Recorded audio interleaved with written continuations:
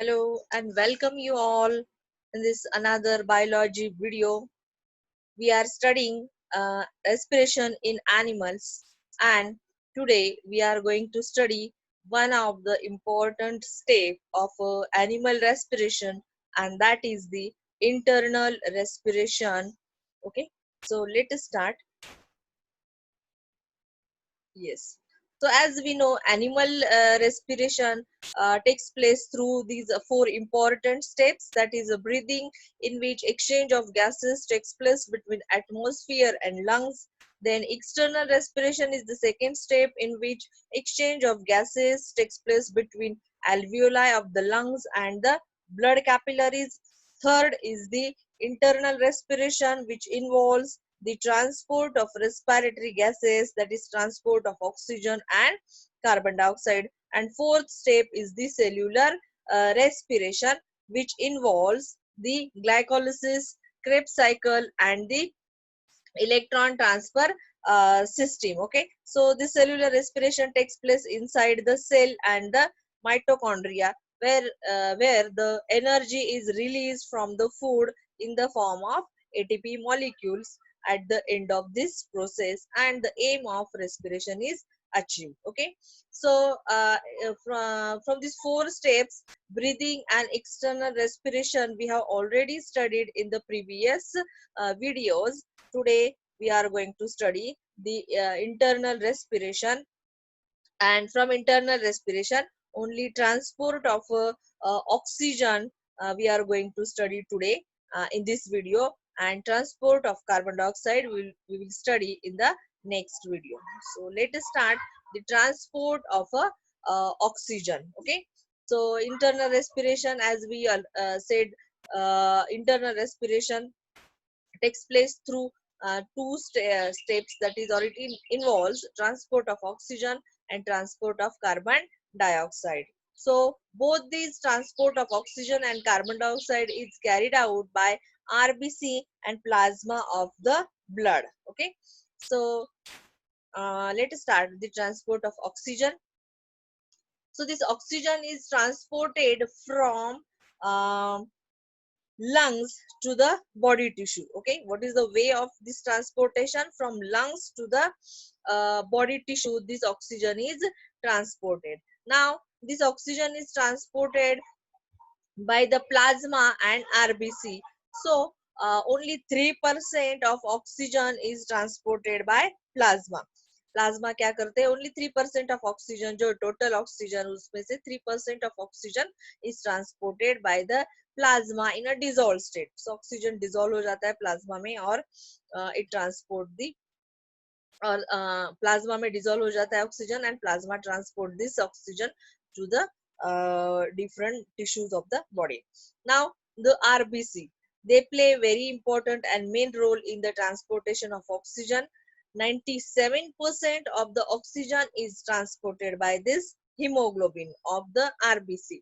So our hemoglobin is a respiratory pigment present inside the RBCs. Okay, now this oxygen binds with the hemoglobin, and oxyhemoglobin is formed. Okay, so how that oxyhemoglobin is formed? Before that, let us see the some things about the hemoglobin. So hemoglobin is a respiratory carrier. Okay, or respiratory pigment.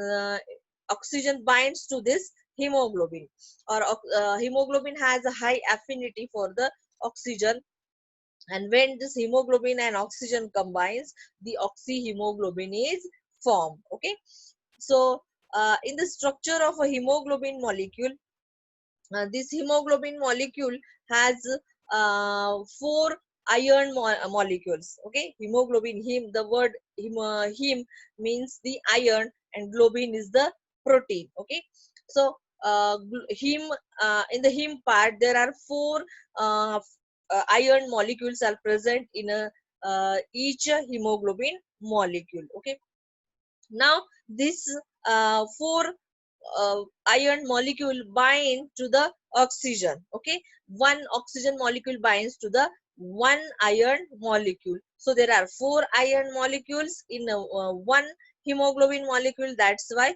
4 oxygen molecule binds to the 4 iron molecules of 1 hemoglobin. Okay, so in this way यहाँ पे क्या हो जाता है, suppose this is one hemoglobin molecule, or it has the 4 sides. Actually that 4 sides means the iron binding sides to which oxygen binds. तो यहाँ पे 4 iron है इसलिए 4 oxygen bind हो जाएंगे, and what they will form, they will form oxyhemoglobin, Hb in bracket 4O2. Okay, now this oxyhemoglobin is now transported from lungs to the tissue, और ये lungs से tissue की तरफ क्या हो जाएगा, उसको ट्रांसपोर्ट किया जाएगा, बट डायरेक्टली ये लंग्स से टिश्यू की तरफ नहीं जाएगा, ये क्या कहा, वाया हार्ट जाएगा. ओके, नाउ दिस ऑक्सीहीमोग्लोबिनेटेड ब्लड जिसको हम कहेंगे, this is oxygenated blood. Okay, this is now oxygenation of blood हो गया, यहाँ पे कहाँ पे, लंग्स पे क्या हो गया,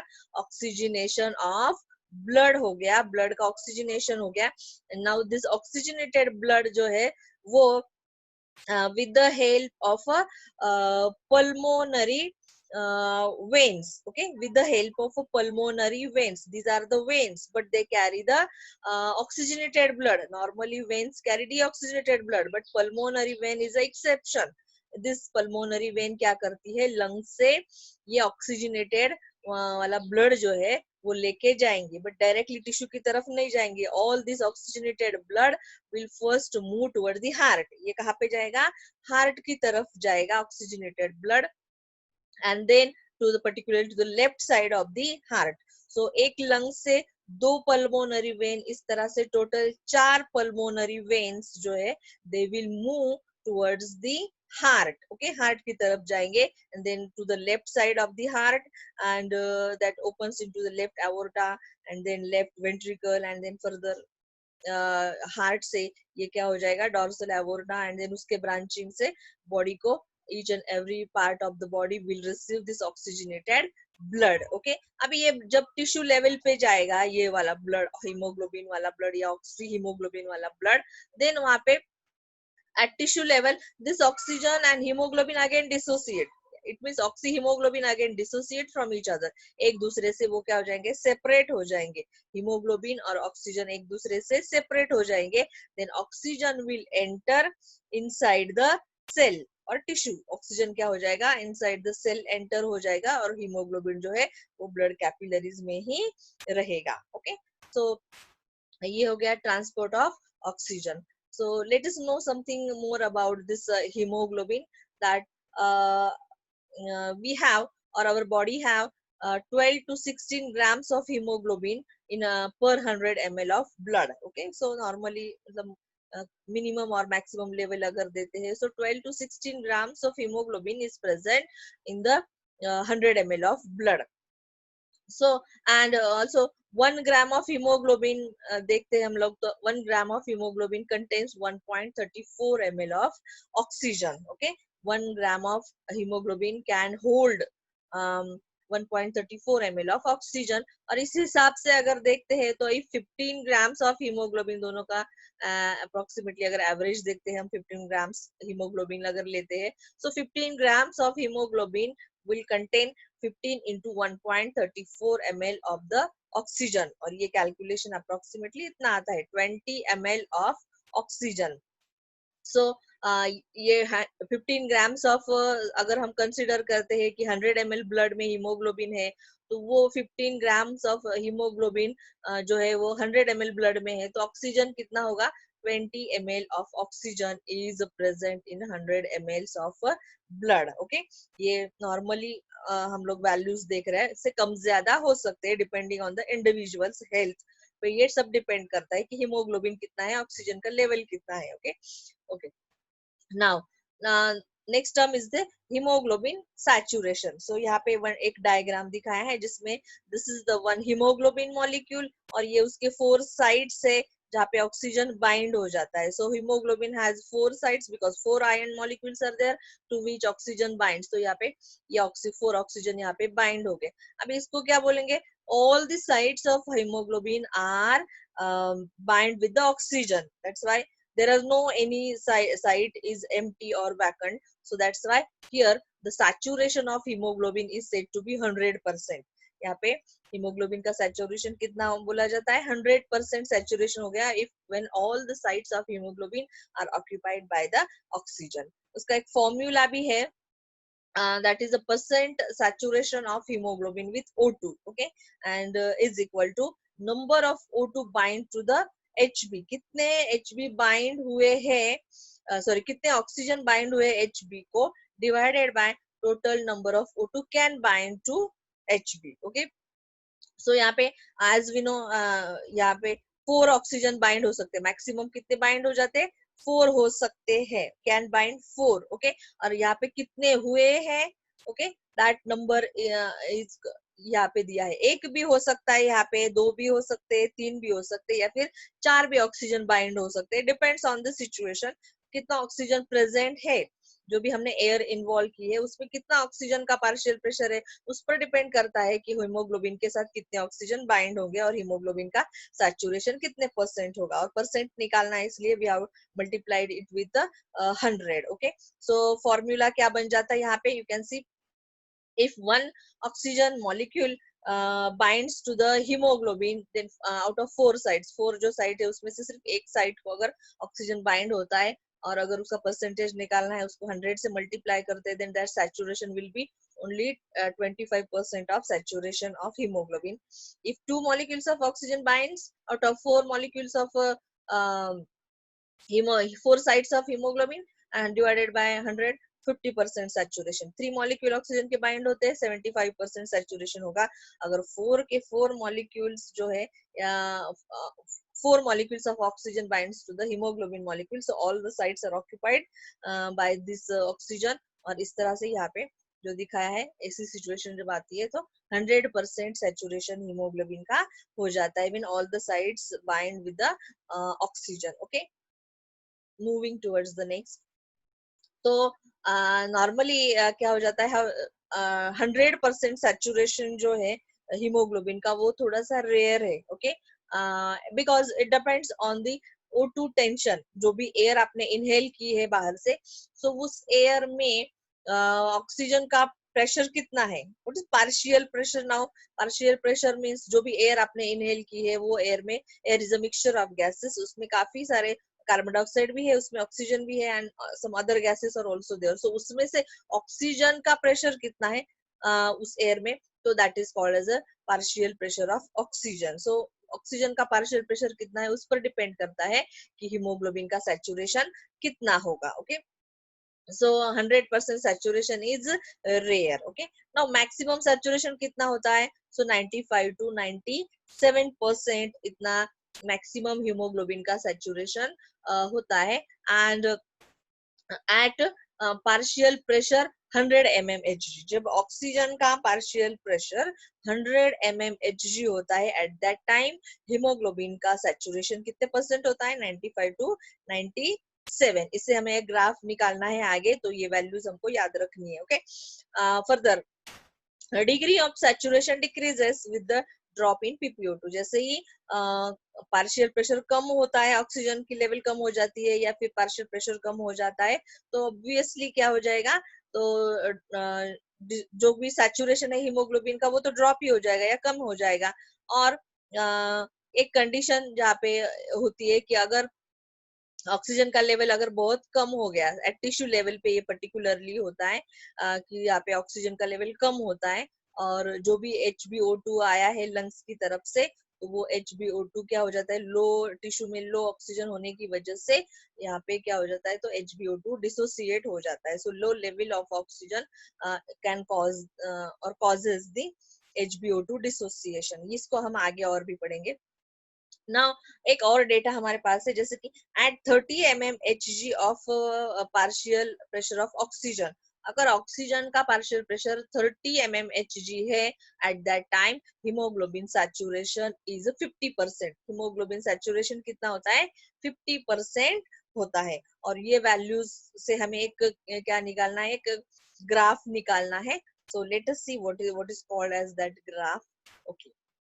So the next term is the oxygen dissociation curve. Let us see first the definition of this oxygen dissociation curve. So it is the relationship between HbO2 saturation and oxygen tension. Okay, it is called as the oxygen dissociation curve. समझो अभी हमने क्या लिया, एक हमें कुछ values दी है, यहाँ पे एक्स एक्सिस है, एक्स एक्सिस पर हमने क्या किया है, तो एक सेकंड, एक्स एक्सिस पर हमने क्या किया है, यहाँ पे ऑक्सीजन का पार्शियल प्रेशर लिया है 0, 10, 20, 40 इस तरह से, और ये जो on the Y axis we have taken the Hb percent saturation with O2 की O2 से सैचुरेशन होने का जो परसेंटेज है हीमोग्लोबिन का, वो यहाँ पे लिया है हमने वाई एक्सिस पर. ओके, अभी ये एक्स और वाई एक्सिस ले लिए हमने, और जो ये प्रीवियस स्लाइड में हमने कुछ डेटा देखा था, सपोज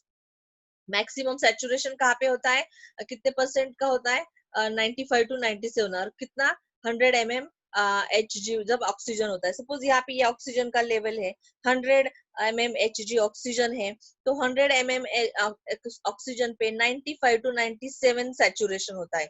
ये सैचुरेशन वैल्यूज यहाँ पे दी है. सो 90 यहाँ पे कहीं तो भी आएगा, यहाँ पे 90 है, सपोज इन बिटवीन 90 से 90 100 के बीच में, यहाँ पर कुछ तो भी 95 97 आएगा, और यहाँ पे एक एक मतलब यहाँ पे हमने सपोज एक पॉइंट लिया, जो भी डेटा हमको अवेलेबल है, यहाँ पे 100 ऑक्सीजन जो है वो 100 mm Hg, वहाँ पे ऑक्सीजन हीमोग्लोबिन का सैचुरेशन जो है वो होता है 97 टू 95 टू 97. सपोज और एक वैल्यू हमको दी है यहाँ पे 30 mm Hg जो है, वो 30 mm Hg पर कितना होता है 50% सैचुरेशन. अगर यहाँ पे देखिए, यहाँ पे हो जाएगा सपोज यस 30, ये हो गया 30, यहाँ पे ऑक्सीजन का पार्शियल प्रेशर 30 से यहाँ से अगर हम निकालते हैं, और हमको क्या मिल जाता है यहाँ पे 50, या ये 40 और यहाँ से 50, सो 50 और यहाँ पे 30. सपोज ये हमने पॉइंट्स लिए, और सपोज कुछ ऐसा ही डाटा हमारे पास और है,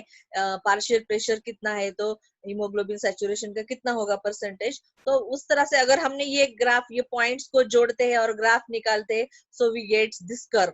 तो हमको क्या मिल जाता है, ये ऐसे कर्व, ये कर्व मिल जाता है. Okay, and this is called as the oxygen dissociation curve, जो कि क्या दिखाता है, HbO2 सैचुरेशन और ऑक्सीजन टेंशन, इन दोनों का रिलेशनशिप जो दिखाता है, that is called as oxygen dissociation curve. Okay, अभी यहाँ पे हमने क्या आपको दिख रहा होगा कि यहाँ पे 3 कर्व्स दिख रहे हैं. Okay, so what are that 3 curves means, so these 3 curves actually, um, these are the 3 levels of a carbon dioxide. Okay, तो ये जो ग्राफ है, ये लेफ्ट, ये जो बीच वाला है, दैट इज अ नॉर्मल, कि नॉर्मल पर्सन नॉर्मली कुछ एक्टिविटी हो रही है बॉडी में, नॉर्मल थिंग्स मीन्स कुछ ज्यादा एक्सरसाइज वगैरह नहीं हो रही, तो एट दैट टाइम ये मिडिल वाला ग्राफ जो है वो आ जाएगा. The graph is sigmoid shape. As you can see, the graph is a sigmoid shape. Middle one is the normal activity. जब person is suffering from normal activity, तब का ये ग्राफ है. ओके, आएगा.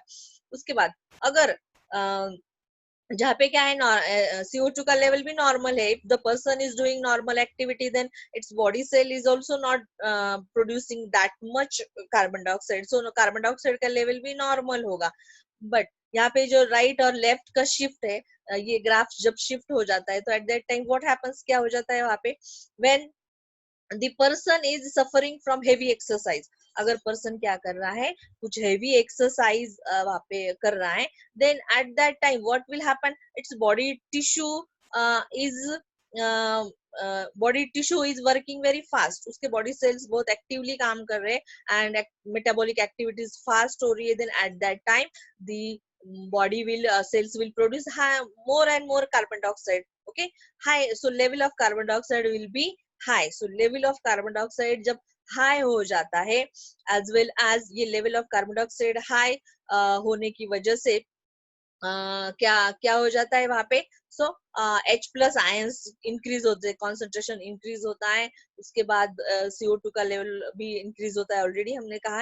एट दैट टाइम वहां पे temperature भी increase हो जाता है. Okay, there is rise in temperature, and also due to the glycolysis activity, DPG, that is the 2,3 diphosphoglycerate is also formed. Okay, during this high CO2 or during this heavy exercise, or due to this high exercise CO2 जब बढ़ जाता है, and one more thing happens, that is there is a more demand of oxygen. वहाँ पे क्या हो जाता है, ऑक्सीजन की डिमांड बहुत ज्यादा बढ़ जाती है. अब ऑक्सीजन की डिमांड जब बढ़ जाती है वहां पे, तो क्या होता है, जो ऑक्सी हीमोग्लोबिन है, जो क्या है, ऑक्सी हीमोग्लोबिन जो लंग्स की तरफ से आया था, वो ऑक्सी हीमोग्लोबिन में से ऑक्सीजन और हीमोग्लोबिन का डिसोसिएशन ज्यादा होने लगता है.